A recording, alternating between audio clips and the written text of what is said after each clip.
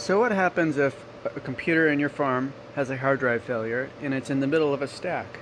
You can't pull the machine out to replace the drive, so the answer is USB. I recently had to do it with number 58.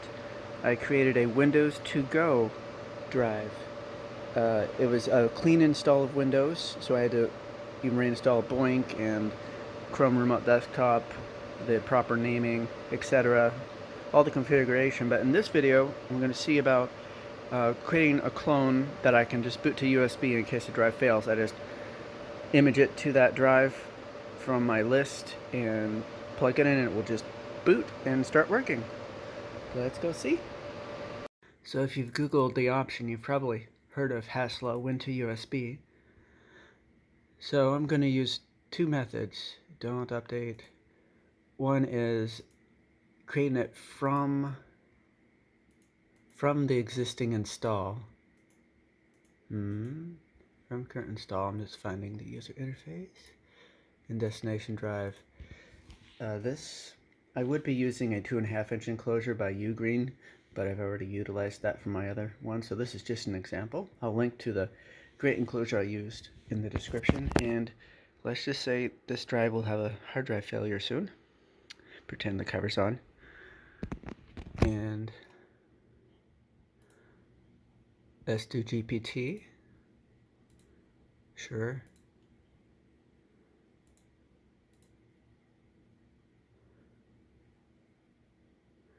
Alright. So I have a backup of this machine that's ready to go as Windows to Go in an image file by cloning this after it's done creating the custom Windows to Go. And then number 2 is just to image this internal drive as an image, as a file. So I would have two versions for each machine. One that I could just replace internally, and one that I could just boot via USB, depending on how easy or difficult it would be to access the internal drive. And so after I do this, I will see if it boots properly and with the uniqueness of the internal drive. Okay, it's booting via USB. The BIOS settings were correct. I just my USB drive here was also bootable.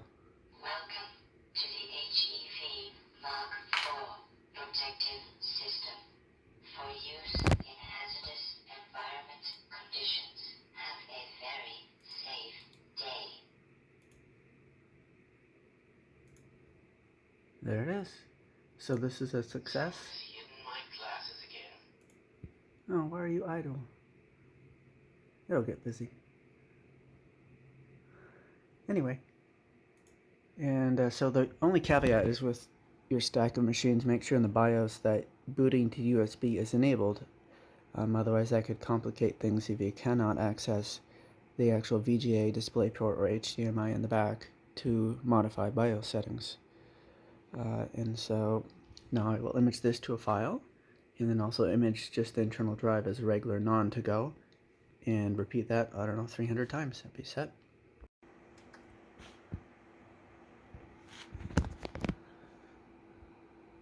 Since this drive is still functioning, I don't know if it will boot to the identical volume on USB.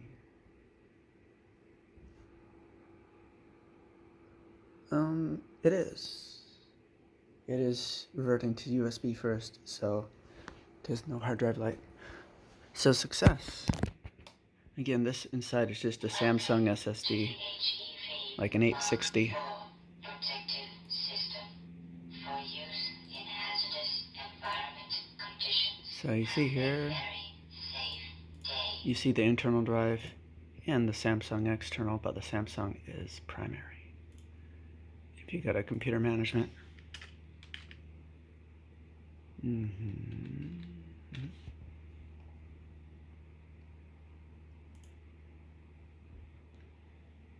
It's hidden by default, but you have to go online, and then you can actually see, well, that's your internal drive is drive D. Yours.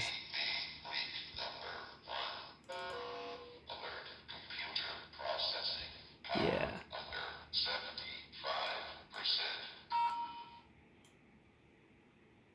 So you can see, start menu E, they are identical. Someone's hidden my glasses again. Basically identical.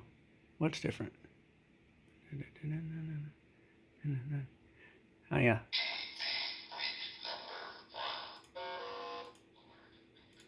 Basically, the what is it? The Hibernate file is missing, so it saves the cloning process time by not cloning over temporary files. Otherwise, success. And so, if this ever fails, like if it were hard to get to, I could just plug this in and proceed. So there's your guide. Copy this to an image file, and then also just image the internal drive as well, in case that is easier for you. And then you'll have your full solution in case there's ever a drive failure. And internally, I would plan on using the Ugreen 2.5 inch. But internally, does it flip up? Yes. Internally,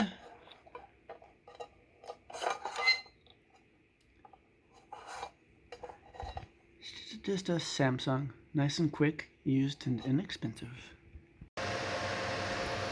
Here's Doug starting the engine.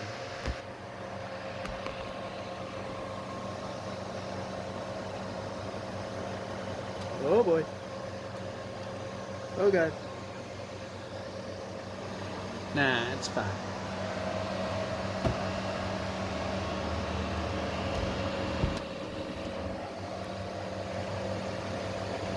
That's how I change my water heater too. Let's go check out how much dust is in this.